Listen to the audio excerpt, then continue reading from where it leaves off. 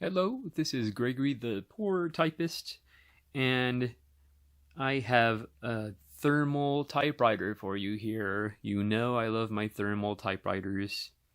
This one, however, is a little bit different. It is not a Canon Typestar, obviously. It is a Brother EP5. So, right off the bat, we notice something a little bit different. Perhaps something missing from this one. You'll notice there is no screen. Absolutely no screen. Every other thermal typewriter I know of has a little preview screen where, as you're typing, you can see the, basically get a preview of what will be printed if you're in the line mode. However, because this doesn't have a preview screen, it also doesn't have line mode. It just has direct print, which is actually very interesting because that makes this a lot more like a regular typewriter. Yes. And less like a word processor. So that is the first interesting thing about the Brother EP5. I tried to do research on this thing. I have essentially come up with pretty much nothing. I believe there's one brief video on YouTube that isn't really all that informative, and I wasn't able to locate the manual. But honestly, this thing is so simple you don't even need a manual. Really, I mean, everything is right in front of you. So let's start by taking just a little tour of the keyboard here. All right, so we'll start over here. So we have your left margin, right margin settings. The right margin you access with the code button. We have tab plus, tab minus, repeat. Here we have the calculator functions. This does double as a calculator. We have page up and page down. It does have a knob, one plate and knob, but as you can hear, it's not ratcheted, so it's just kind of free, yeah, freewheeling, if you will, which could potentially be a problem, but I suspect the paper up and paper down keys will adjust for that. All right, so as I mentioned, we have the paper down, paper up. We have a very nice looking keyboard with very comfortable plastic key tops. We have the regular characters and access to foreign characters, as well as editing marks such as the paragraph symbol. We have backspace, and using the code button, also a half backspace. That's interesting. Yeah, that's very interesting. So theoretically, I don't know if you can see it, but this AE, theoretically, you could do that just by typing A and then half backspace and E. It may or may not work as it should, but nevertheless, you have that foreign character there anyway. So, all right, now here we continuing down. Joe likes these nice big return keys, and this isn't quite a full-sized shift, but it's big enough, I think. And there's no gap or anything, so that's good. We have the shift on both sides, shift lock, tab, margin release, We have a correct button, which if you're using the cassette, and I don't actually have a cassette for this one,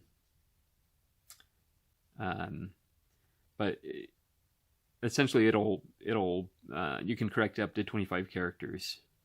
It will lift it off of regular paper. It can't do that with thermal paper.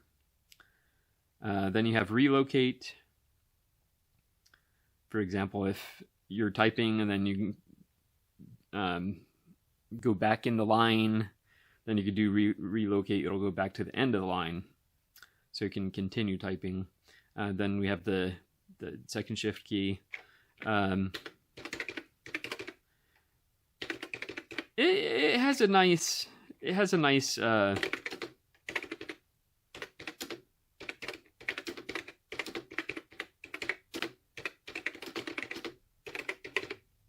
It has a pretty nice touch. It's not as nice as some, and honestly, it's a little bit rattly. So not the most satisfying typing experience, but certainly not a bad typing experience. The feel of the keys is very nice. It's almost, not quite, but almost like a rubberized plastic. Not quite, but it has that kind of soft feel to them, even though they're not soft. All right, now this is one thing that I really like about certain thermal typewriters. Rather than having all these little codes on the preview screen that you have to access holding down code and pressing various buttons, switches, they're just right there. You can't really beat that. So starting here, we have typewriter mode and calculator mode. We have 1, 1.5, and 2, or double line spacing. Here for density, we have light, medium, and heavy. Then we have underline, off and on. And then we have style, so we have normal, expanded, which will basically stretch the characters out, and then bold. And unfortunately, you can't combine bold and expanded. But honestly, I would rarely, if ever, use expanded because it looks kind of ridiculous. All right, so that's that. Now let's move this down a little bit. Okay, so we lift up the paper support, and then here we have access to the cassette would go here. This is the thermal printhead. When I got this, I was surprised at how clean it was. It's remarkably clean. I did clean it up a little bit more. Just kind of a general wipe down.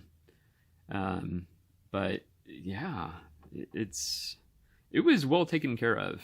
And that is partly due to the fact that it does have a lid. So that just snaps on the top. And it does have, on the underside here,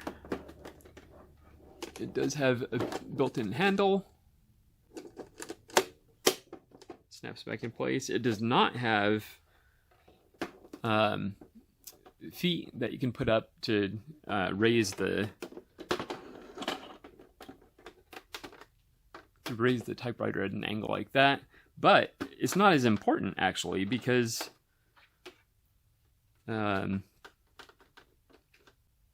you're typing on the paper basically. There's no preview screen. Oftentimes on thermal typewriters, they're flat like this, and then you'll have the preview screen like that. And so it kind of puts your eye level at an odd angle to view such a screen.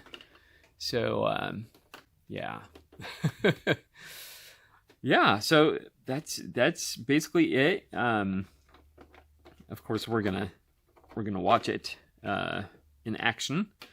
It does use 5 D-cell batteries, or a 7.5 center negative power supply, which I don't have. Yeah, so I have this power line sort of power adapter, and you can select the voltage anywhere from 12 volts to 3 volts. Well, technically down to USB, or you can select USB, but between 3 volts and 12 volts. I have it set to the 7.5. I did try doing center positive, and it didn't work. So then I was praying that I didn't damage the typewriter. So I switched it to center negative, and it worked. So center negative, 7.5 volt. So if you do get one of these and need to look for a power adapter, this is what you'll need. And it did come with a variety of plugs. And it used the second largest one. So yeah. Okay, so we are going to turn it on.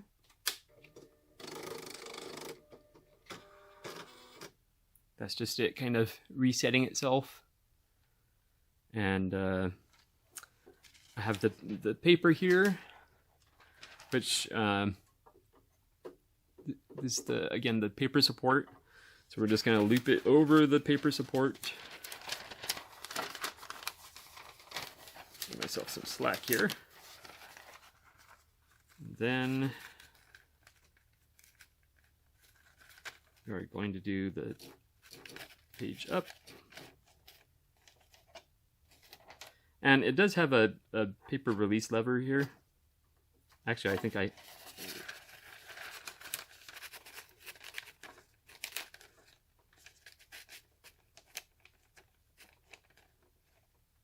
yeah, it does have the paper release lever, but I think I got it. Hopefully you can see that. And then you just do, and I could be wrong. Let's get this adjusted so it's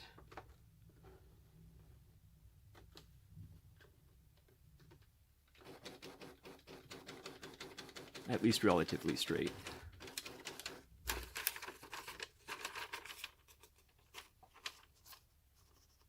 I did pretty darn good, actually. So you can just hold that down. Yeah. Now, this isn't going to be the best view for you as far as seeing the printhead.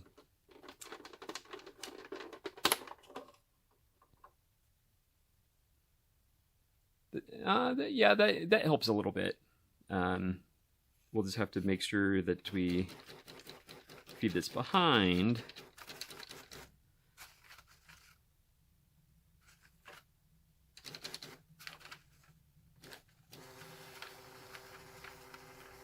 I'm going to feed it well over the hump there, just so we don't get it binding right here. Anyway, and this is stuff you wouldn't have to deal with. It's just because I'm trying to demonstrate this to you, and I want you to have a good view. So we're going to do the demo mode. So basically you hold down the code key and press the repeat key. So and you're not going to see it, but you recall the green code key, and then the repeat key is here. So we are going to see how this works. So let's just do the demo, and then we can go from there. So code and repeat.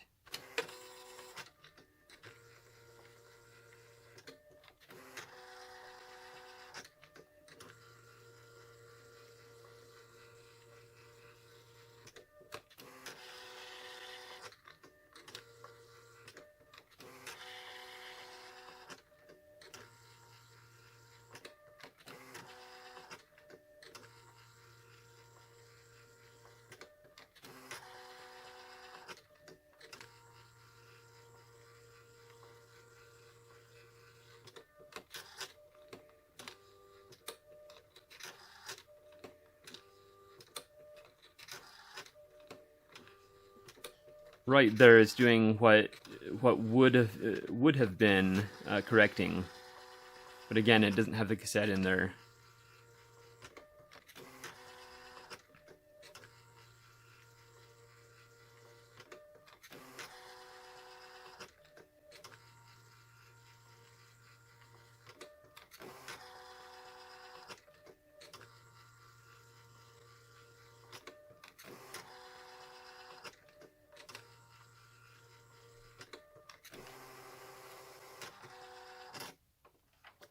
All right, there it is.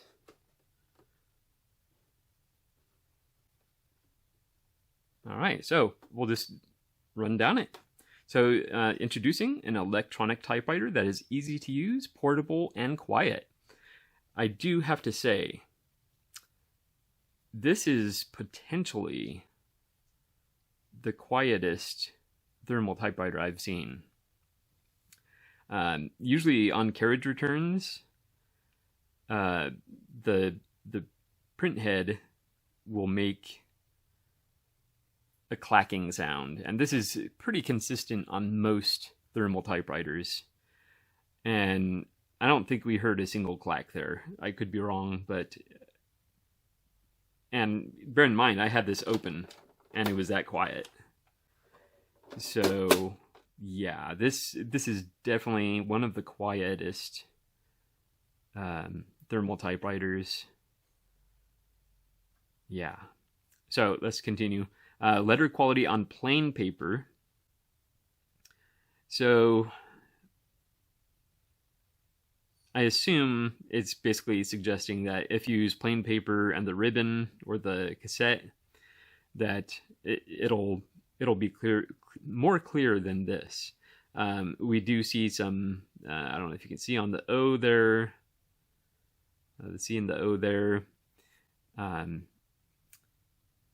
It's a little pixelated, but not to a degree where it's uncomfortable to read it by any means.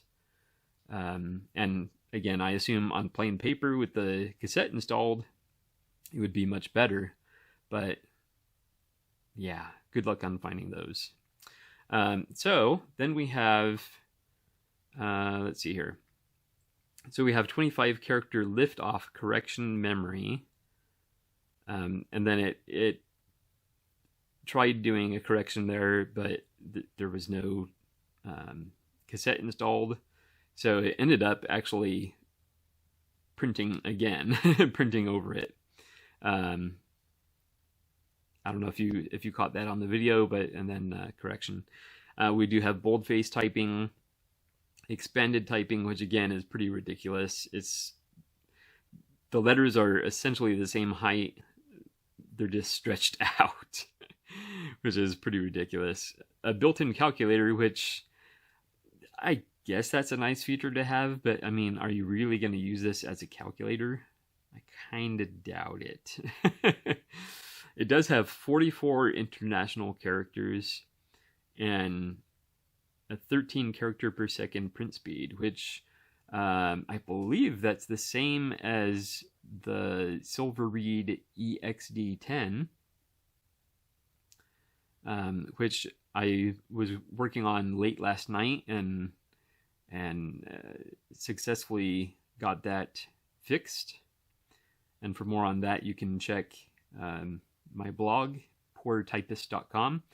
But yeah, you probably want to see, because we were discussing that there's no preview screen, there's no line-by-line mode.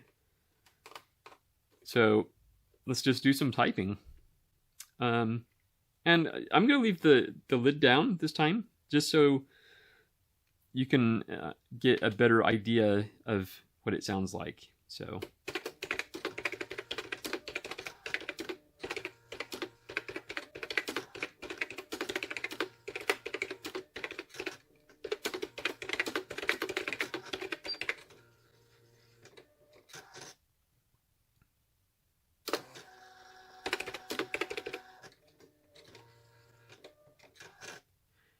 now you see what I did there. I was typing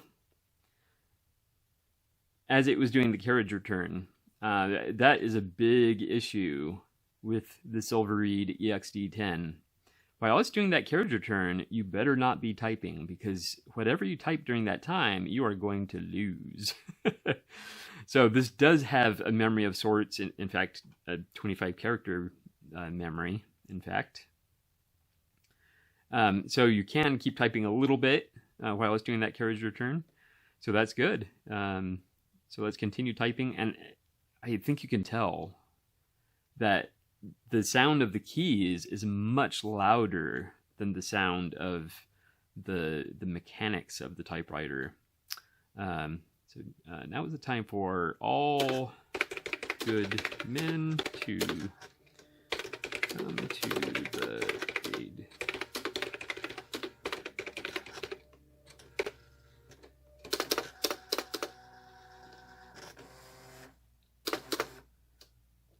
Yeah.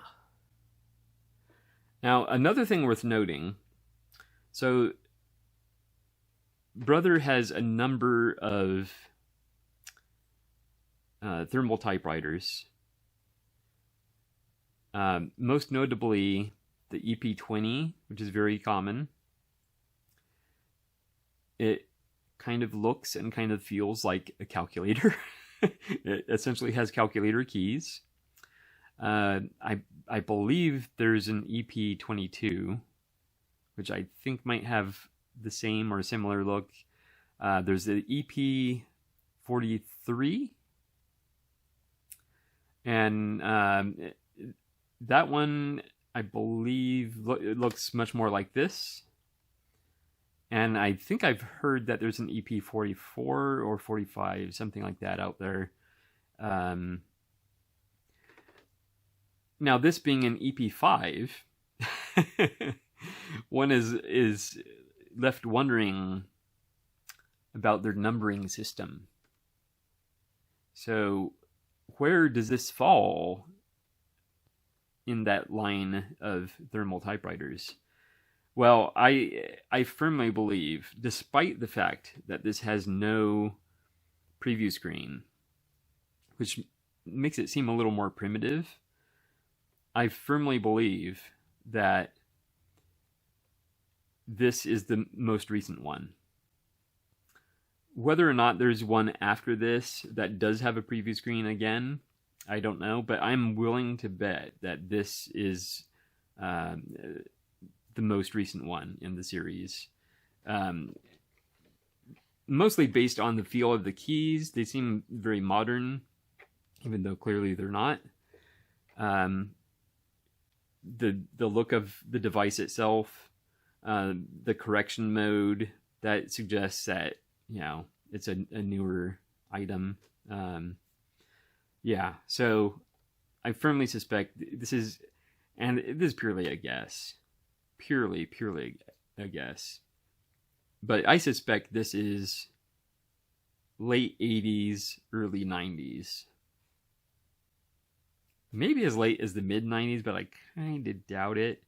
I don't know that thermal typewriters lasted that long, but again, this is not based on a ton of knowledge, so take it with a grain of salt. But let's do some more typing, because I'm really liking the feel and the quietness of this typewriter. So let's check it out.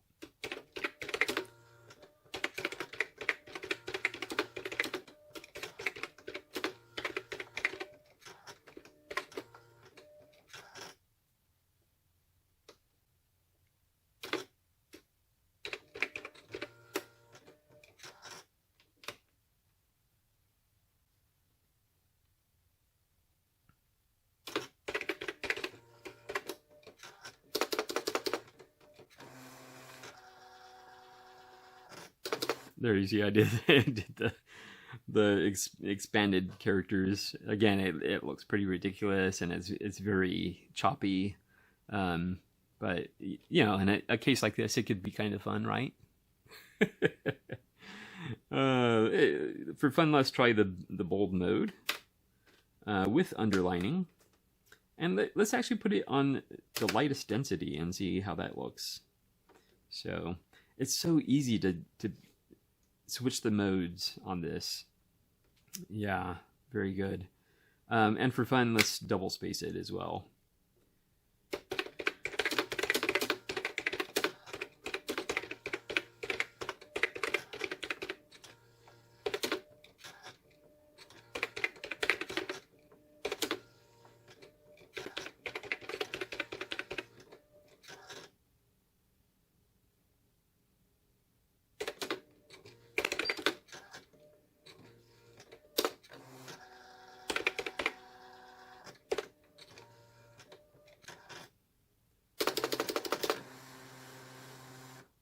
Oops, may have moved that a little too far for you. There we go. All right. So it did our double spacing right there. It did, honestly, on the lightest density, it looks exactly the same.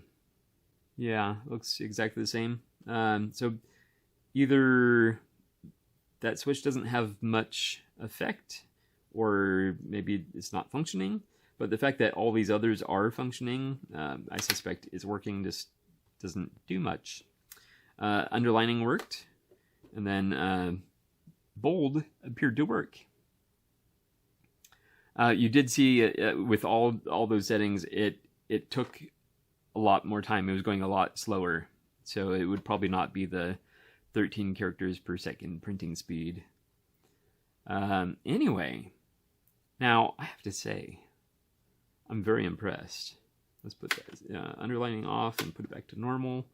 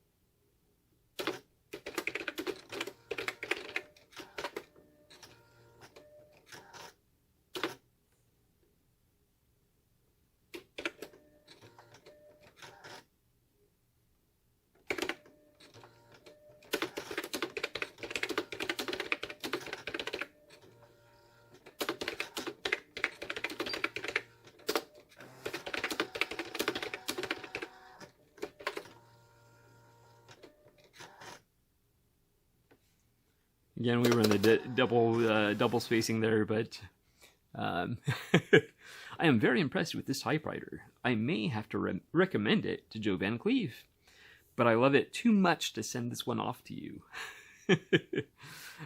Yes, there were a number of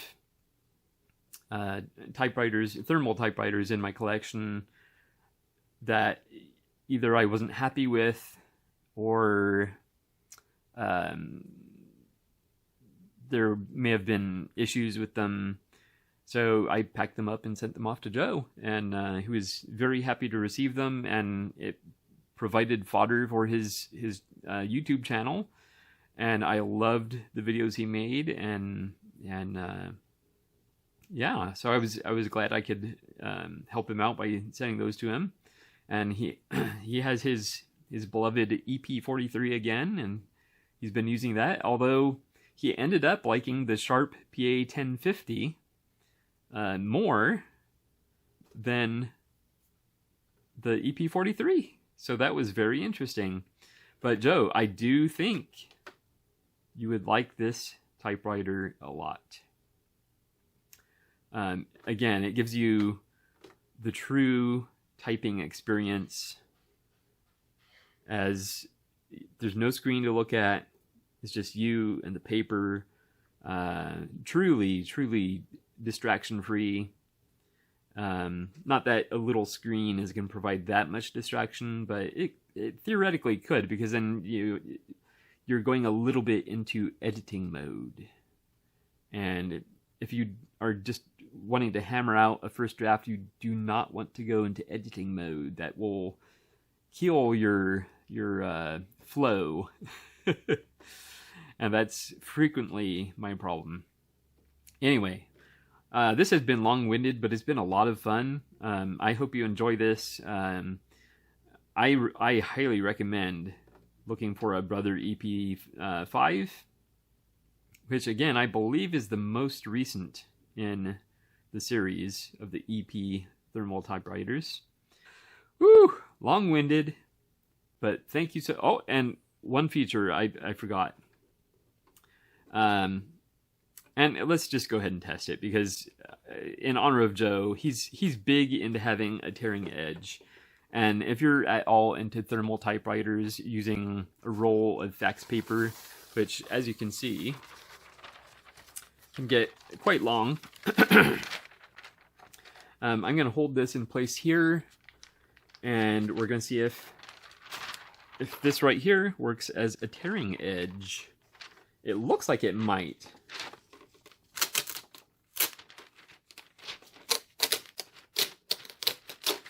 Wow. All right, Joe. Look at that. That's a pretty darn clean edge. Pretty darn clean. So I'm going to highly recommend this to you, Joe. Yeah. And here's a closer look at the print quality. Here's the typing I did down here. Yes. Anyway, there you go. The Brother EP5. If you're at all interested in thermal typewriters, or if you're interested in public typing, I highly recommend this. The fact that you can run this off of batteries makes this highly portable, so it would be absolutely perfect for public typing. And as you could hear, it's pretty darn quiet. So again, I highly recommend the Brother EP5. Thank you so much for watching, and I will see you next time.